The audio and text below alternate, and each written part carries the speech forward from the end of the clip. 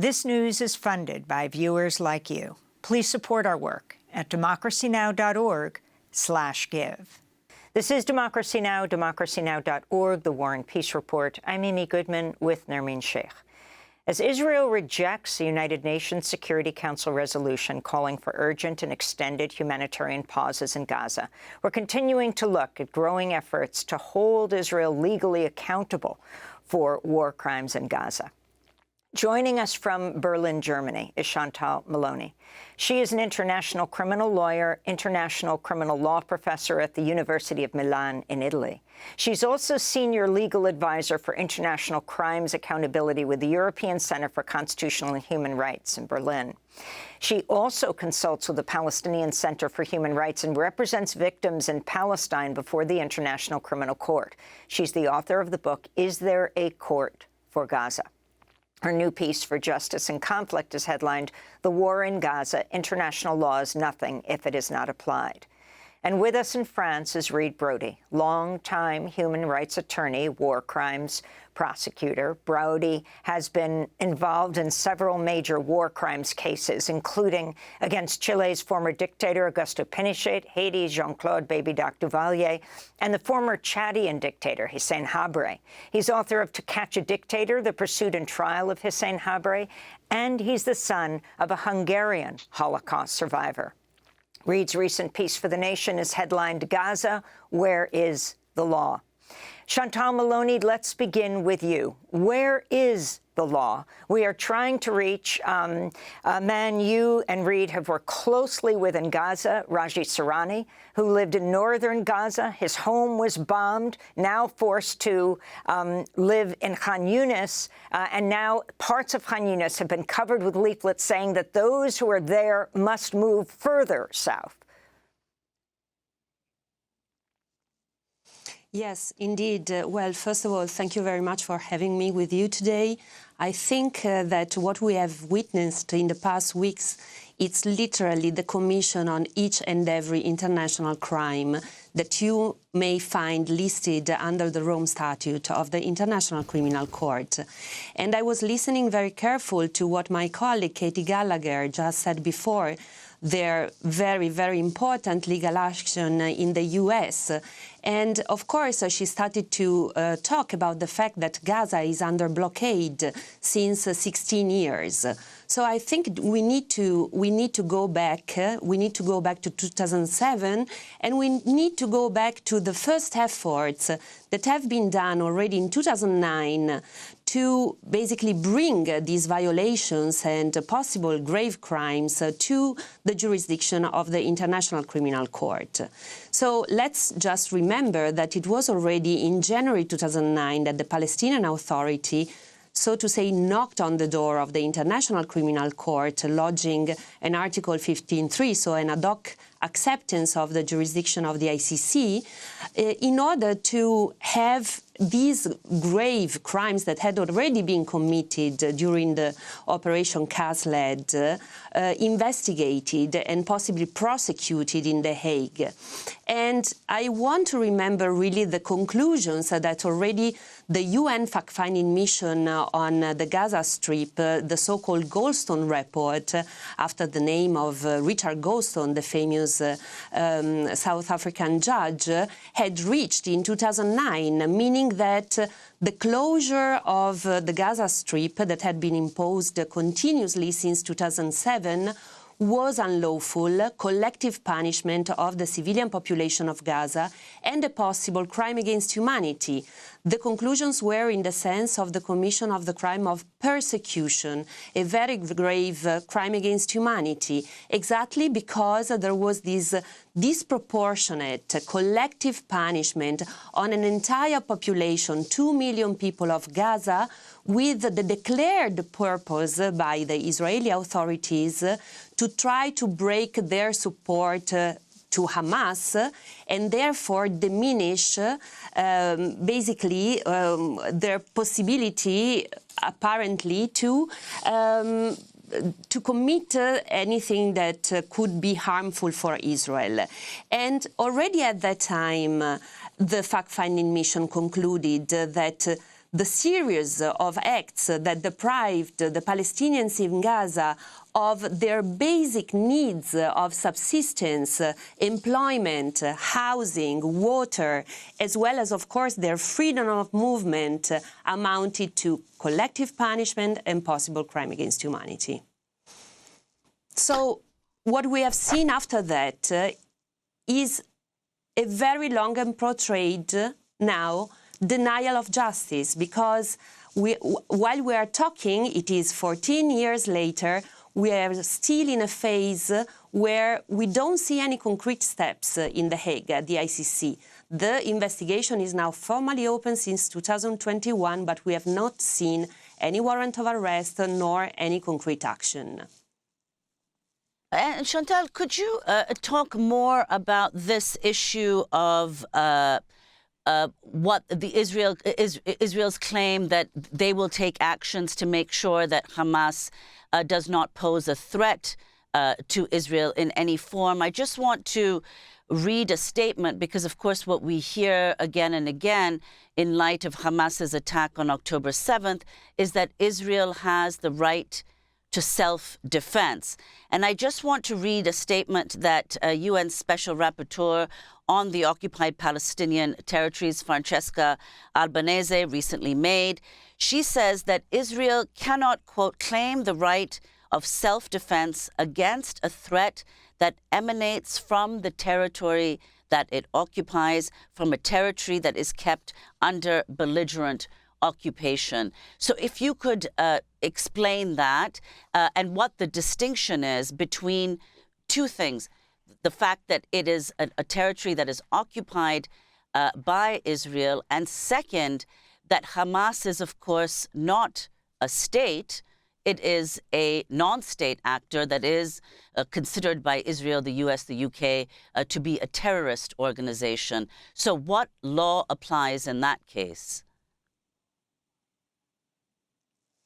Yes, exactly. It is very important to understand what is the law, the legal framework that applies to this, because Gaza is still part of the occupied Palestinian territory, and Israel, regardless of the disengagement, so the occupation changed its form in the Gaza Strip since 2006, but it didn't change substance, meaning that Israel is still exercising effective control on the Gaza Strip and its entire population by different means, not anymore with boots on the ground, but rather through controlling its borders, its aerial space, its sea, and of course also the civilian life. We have to remember that even the civilian registries in Gaza are still basically kept by the Israeli authorities. And as you know, of course, no one gets in and out of Gaza, not even the UN functionaries, not even international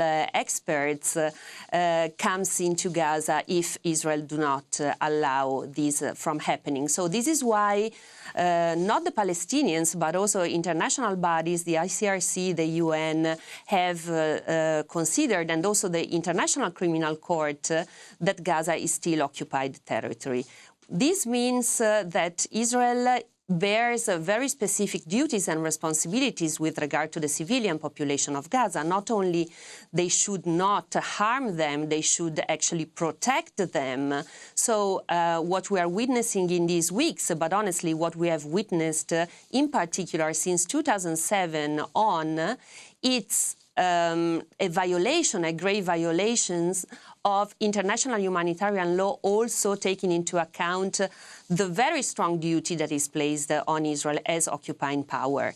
With regard to the specific question you were asking me about whether Israel can rely or not on self-defense with regard to Gaza and with regard to Hamas, not being Hamas a state, but an armed group that is considered to be a terrorist group internationally.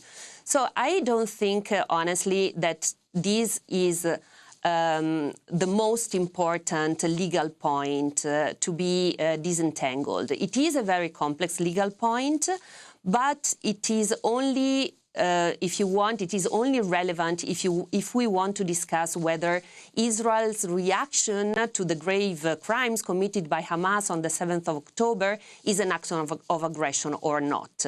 The point is that regardless of what we think in this regard, and I personally think that what Francesca Albanese, the UN Special Rapporteur, is arguing is absolutely reasonable and can be the line to be followed. But regardless of whether we agree with her and with other legal scholars on this point, the issue is that the response, what Israel is doing after the 7th of October in Gaza is in grave violations of international humanitarian law, meaning the law, the rules that regulate war, the armed conflict. And so this is, for me, the most important point to make, regardless of the legitimacy or not of the intervention. We are witnesses very grave crimes that can be analyzed under the lenses of war crimes, of crimes against humanity, or, as we heard from Katie Gallagher and the CCR, genocide. Reed Brody, I'd like to bring you into the conversation. You wrote this piece for The Nation called Gaza, Where is the Law? If you could lay out the argument you make in that piece and the background that you give about the role in particular of the International Criminal Court in the past in prosecuting or not prosecuting crimes that Israel was accused of. Sure. I mean, as Chantal was saying, every attempt by Palestinians, by Raji and others, to use the International Criminal Court and other institutions of international justice to hold Israeli officials legally accountable has been sidelined or delegitimized as lawfare. I mean, as Chantal has said, the ICC really subjected the Palestinian complaints to this obstacle course over 15 years, to the point that in all of that time, there has been no charges have ever been brought. And this includes the things that, I mean, we're talking the decades of Israeli occupation, the collective punishment, the apartheid, the war crimes that were, the illegal settlements. Settlements are illegal under international law to bring your people into an occupied territory. And they have been given the go slow treatment. First, it was the question of whether they were a state. The first prosecutor kicked the ball, spent 3 years looking at it and kicked the ball down the road. Fatou Bensouda, the second prosecutor, spent 5 years conducting a preliminary examination before assuring that there were grounds to believe that both Israel and Palestinians had committed crimes, including the settlements, including war crimes. And then she left it to the current prosecutor, Karim Khan. When the Russian invasion, compare this to the Russian, so 15 years of no action. You compare this to the Russian invasion of Ukraine. Right after the Russian invasion, it was the war crimes started to mount. The International Criminal Court and most of the Western justice systems did what they were supposed to do. Immediately, Karim Khan went to Ukraine, talked about it as a crime scene, raised an enormous amount of money for the ICC's investigation, and has already, in fact, issued an arrest warrant against Vladimir Putin for the transfer of Ukrainian children. Compare that then to Palestine, where none of this has happened. Now, we did see, and I think this is important, last week the prosecutor, Karim Khan, who has been criticized for not doing anything, for not moving, went finally to the Rafah crossing. He followed it up with a very powerful speech from Cairo, in which he spoke. He spoke about the crimes or he spoke about the allegations on both sides. He spoke very bluntly.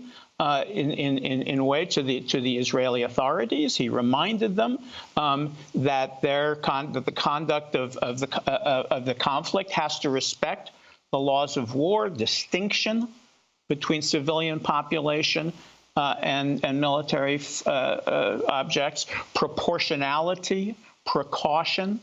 I think, as we can talk about, I think these are not being honored. But he was very clear to Israel that mosques, that churches, that houses, that hospitals have a protected status, and that it is that the burden is on the, as he put it, those who fire the gun or the rocket or the missile, to show that they've lost their protective status.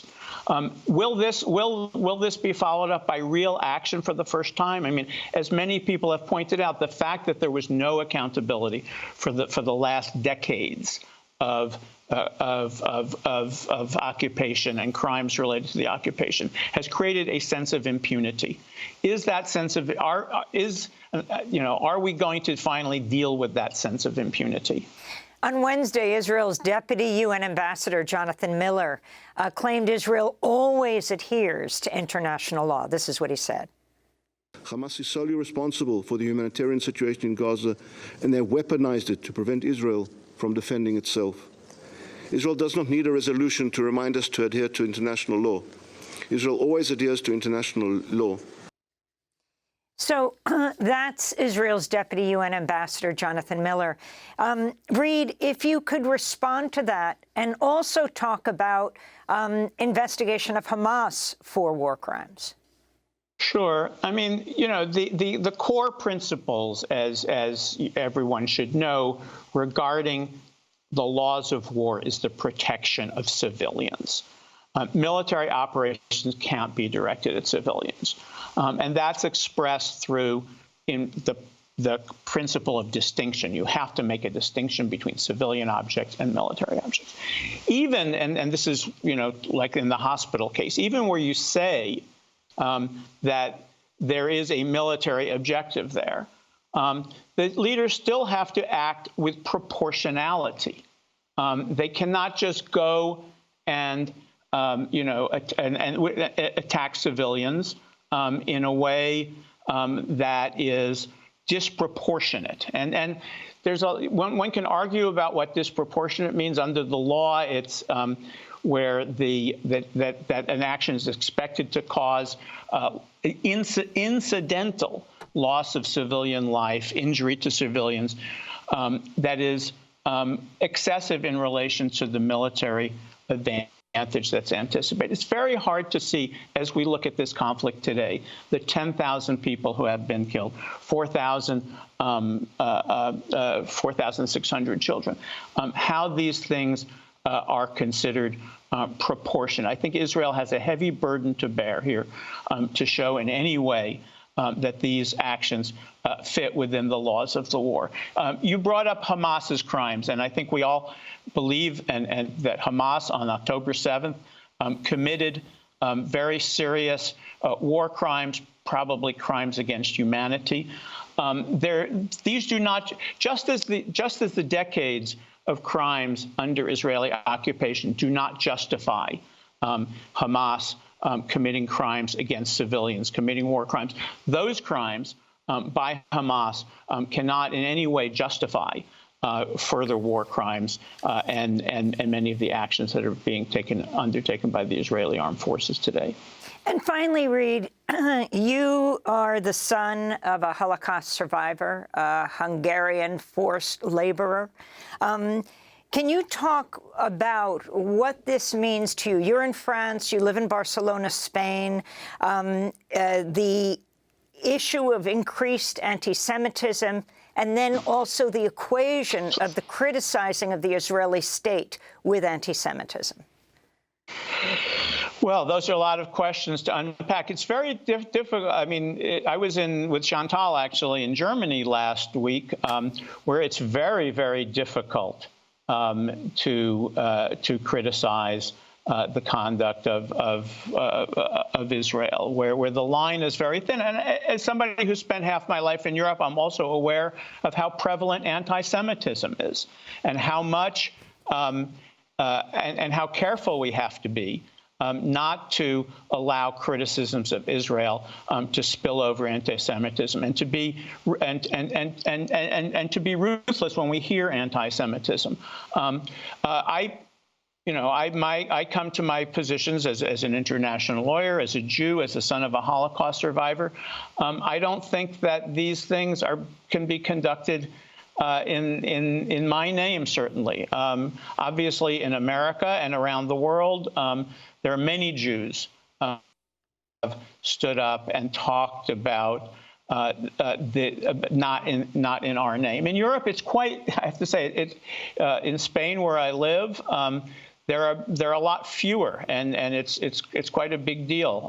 But next week there's a rally in Paris by Jews who are against what Israel is doing. I think more and more this is becoming this is a question of humanity. One Holocaust does not justify another. This is what happened to my father's generation, to my father, to members of my family, was a genocide. But just like war crimes don't justify other war crimes, there's an asymmetrism between what happened with the Jews and what is happening today. And I don't think we can invoke the Holocaust, we can invoke what happened to our parents to allow Israel to commit war crimes today. And Chantal, finally, we just have 1 minute, but if you could say whether the fact that Hamas has taken over 200 hostages, 240 Israeli hostages into Gaza, what effect that has, what impact, whether there's any allowance, or what international law says can be done in the event of a hostage taking on this scale in terms of the return of the hostages?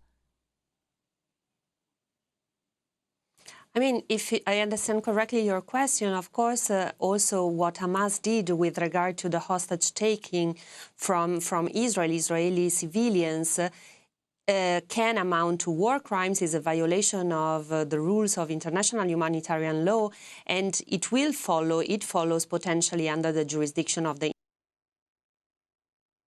And what we really...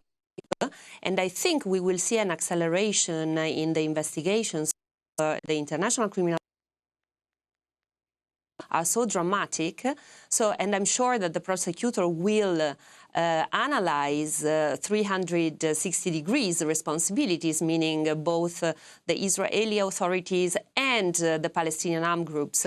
But what we really urgently need is accountability, and to break this circle of impunity which fosters violence and has been already for too long denounced in this way as one of the triggers of the violence and brutality that we are witnessing today. Chantal Meloni, we want to thank you so much for being with us, international criminal lawyer, consulted with the Palestinian Center for Human Rights and represents victims in Palestine before the International Criminal Court, and Reed Brody, human rights attorney and war crimes prosecutor, son of a Hungarian Holocaust survivor. Democracy Now! Is funded by viewers like you. Please give today at democracynow.org/give.